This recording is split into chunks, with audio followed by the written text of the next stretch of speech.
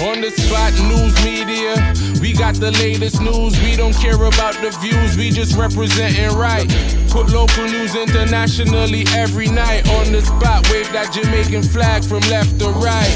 Let's get it right, y'all know the type. We ain't dealing with the hype. We make it take flight. Yeah man, my viewers and subscribers, what go on? A blessed and wonderful Friday evening to each and every person out there tuning into On The Spot News Media. Now my peeps, I don't know how we do it over on this side.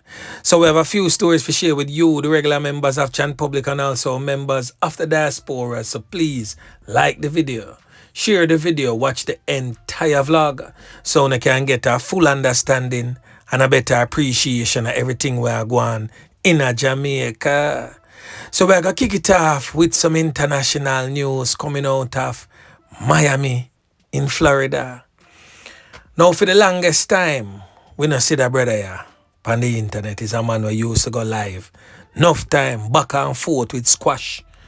When time him and Squash was at odds when Squash used to be Orlando. But ever since Squash sing the song say Big Breeze up in them town and all kind of thing, and who have to go start pay tax and all these things, we don't really see him on the forefront like that since Squash dropping in Miami. But since Squash find himself behind bars, we see him again all over social media. I big up him little ones and ones them from Mobile in St. James. Now for those who is not familiar with this face, this brother has since been identified as Marvin Brown, but more popularly known in the criminal underworld as Ramos. Now this brother is one of the top tier members of the Walter Mees gang in Mobile, St. James, and also an arch rival to the Squash faction of Six. In fact, this man here is a rival to anything we say Six, whether you say Squash or ShabDon side of it or 41 Bossed. Once you have any sort of affiliation to Six, Ramos no like a bone in you. Yeah man. So we don't know if a true Squash find himself behind bars right now make Ramos just rise up from under the dirt like Satan and back in the social media space like that. So Ramos, you don't know On The Spot News Media, have him eyes by everything. So watch this now. In relation to J-Man and ShabDon case with J-Man being the star witness in ShabDon's murder trial. So the order has been granted for J-Man to testify online in ShabDon's knockings and clappings trial. And that is the knockings and clappings in relation to the fatality of J-Man's girlfriend at the time, Two Fly, and them two tuggy them were talk about Chip God and also Bambrain. So the St. James Circuit Court has granted an application for two prosecution witnesses to give evidence via an online platform in the triple fatal knockings and clappings case against music producer Linval Thompson, what we call ShabDon Night Streets. So ShabDon and a youth known as FatHead, correct name Tajay Clark, are slated to stand trial in September of this year. In fact, on September 16th, in relation to the fatal knockings and clappings of Two Fly, Bambrain and Chip God. So attorney at law Donahue Martin, who is a part of the defense team for ShabDon and FatHead, gave the update in an interview yesterday. So basically, High Court Justice Judith Pusey gave the prosecution the order to go ahead with the matter and for J-Man to be able to give evidence as a key witness in the triple fatal knockings case against ShabDon and FatHead. Would I really want to see how this one here go play out, because me not too certain if J-Man I go really take that route there. Me not certain. Because from what I've seen over the years, criminal elements don't normally work the way they, so I would be surprised if J-Man actually take the stand and testify against ShabDon and FatHead. Usually what criminal elements do is take their matters to the streets. So I guess J-Man probably I look upon it and I say, boy, he might go spend a mighty long time behind bars in America, so might as well ShabDon and FatHead go and rat me in a prison to a Jamaica. Me no know. But make we see how this one here I go work out. Yeah man. So anyway, make we continue to local style. Now the first thing that we are going to talk about, my peeps, we have a brief rundown pan a fatal knockings and clappings that took place at the intersection of Maxfield Avenue and Balmoral Avenue early this morning. That is in the St. Andrew Central Police Division. The lifeless body of the male is still yet to be identified by the police. The St. Andrew Central Police stated that the incident happened in the wee hours of this morning, sometime around 3:30 a.m. A man who said he works nearby reportedly heard a barrage of gunfire. And early this morning, personnel from the Jamaica Constabulary Force Scenes of Crime unit were seen processing that scene. We'll have more for you in subsequent newscast. Boy, may I tell you, the knockings and clappings continues. Now the next thing that we're going to talk about, my peeps, is that detectives attached to the troubled, war-torn, crime-riddled St. Catherine North Police Division have laid murder charges against a 42-year-old man identified as Ariana Beckford, otherwise known as Yaya, said to be a laborer of Rhinesbury district in Clarendon, arising from an incident in St. Catherine on December 23rd in 2020. So reports reaching on the Spot News Media would suggest that sometime around 8:20 on December 23rd, 2020, Beckford and another man had an altercation during which Beckford allegedly used a knife to knife him up, leaving him lifeless. It is said that the police was alerted and upon their arrival, the man was taken to the hospital in a bid to save his life, where he succumbed to injuries whilst undergoing treatment. The deceased man was later identified as Javan Powell, otherwise known as Dummy. He is said to be of a Tamsipen address in Spanish Town, St. Catherine. So on Friday, March 7, guess what now? Ariana Beckford, otherwise known as Yaya, was arrested at the Norman Manley International Airport in Kingston when he arrived on a deportation flight. He was subsequently charged and a question and answer type of thing go on in front of a lawyer, and the police them say you nah get it right now. Jail and you nah get no bail. Yeah man. So it seems as if Uncle Sam, or should I have said Uncle Donald, catch up on him and ship him back to Jamaica, and he was greeted and given a welcome home with a silver bangle on his hands. Yeah man. Now over there in the community of Old Harbour, in the troubled, war-torn, crime-riddled St. Catherine South Police Division, boy in they come get some more work to do again. The man them can't get a chance to perfect them domino games. Boy, may I tell you, they were out in the streets of Old Harbour as Officer Yeman pick and team slap with another one. Clam. And next boy food end up getting yam. Yeah man. So an unidentified man who allegedly challenged members of the police in Old Harbour in St. Catherine was fatally taken out in a hail of bullets, and the police stated that an illegal firearm was reportedly seized from him. Now the man is still unidentified at this moment, but reports from the Old Harbour police would suggest that sometime around 3:40 a.m. in the wee hours of this morning, that's Friday morning, police personnel went to a troubled section of Old Harbour known as Terminal Road, where the challenge was brought to them by the alleged criminal element that was armed with a handgun. The police reportedly took evasive action and fired several cans, hitting the suspect all over. The police stated that an illegal high point .380 pistol affixed with a magazine containing 7 rounds of ammunition was seized from the deceased man. The injured man was, however, assisted to the Spanish Town Hospital, they say, and I don't think in a bit to save him life, but more so to have him officially pronounced, you know what? Then them call in, they come and say, damn, no game up. Come on, we have a scene over all Abaya for process.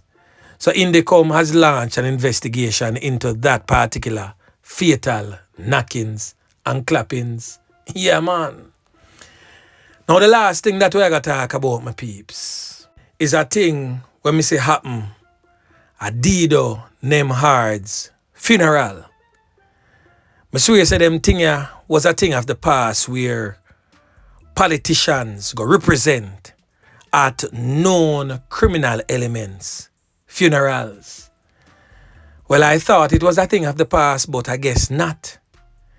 Because on Wednesday, the late Deedo Nemhard was laid to rest.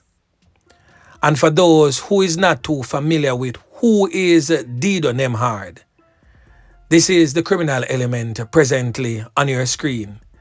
And he has since been identified as Norris Nemhard, but more popularly known as Deedo Nemhard in our streets. Now this brother was labeled by the United States of America as a drug kingpin in 2004 and was later prosecuted by the United States of America attorneys.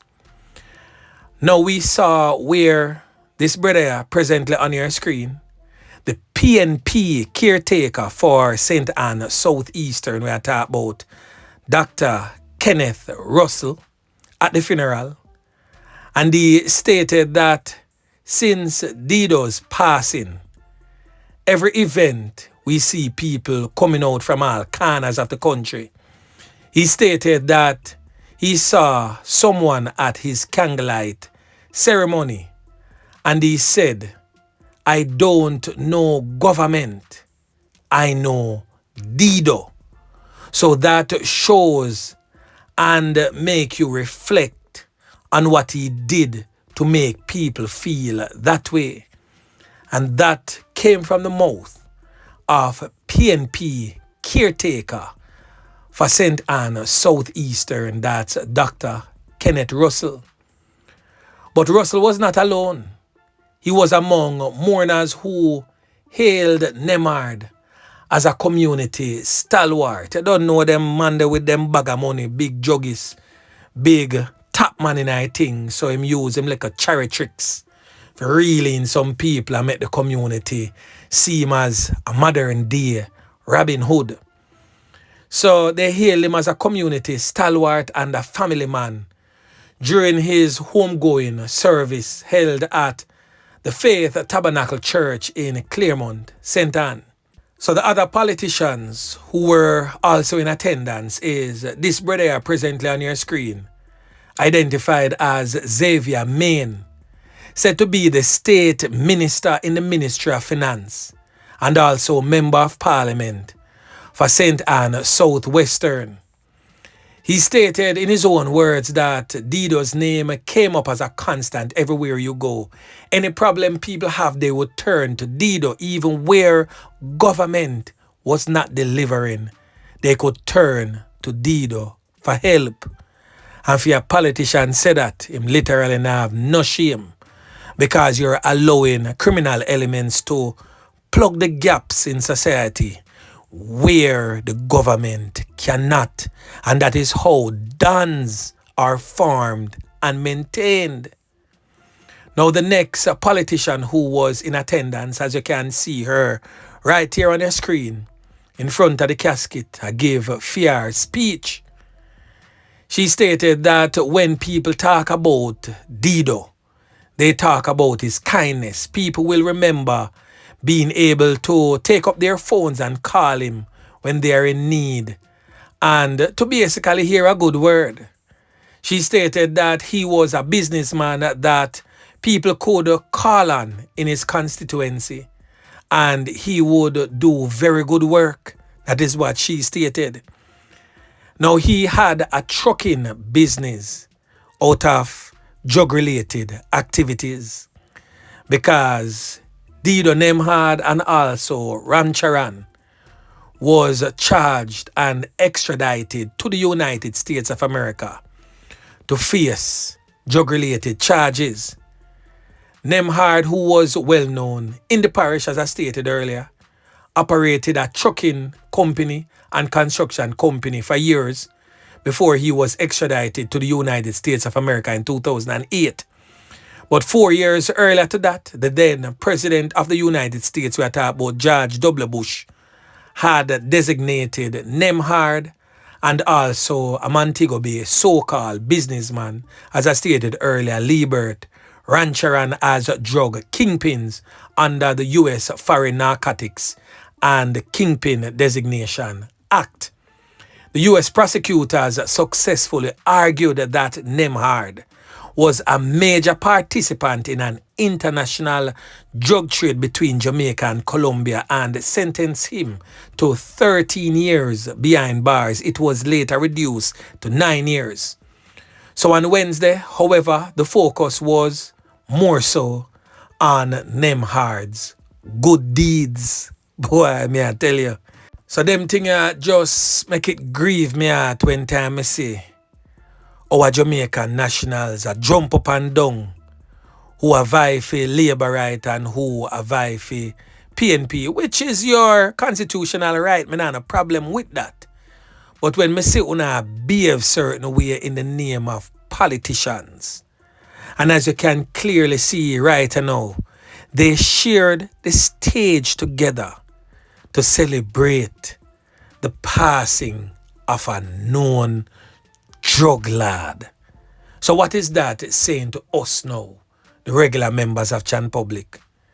This is definitely not a good look at all, and somebody need to come out and apologize to the public for attending a known criminal's funeral. And why I say that, you know, my peeps?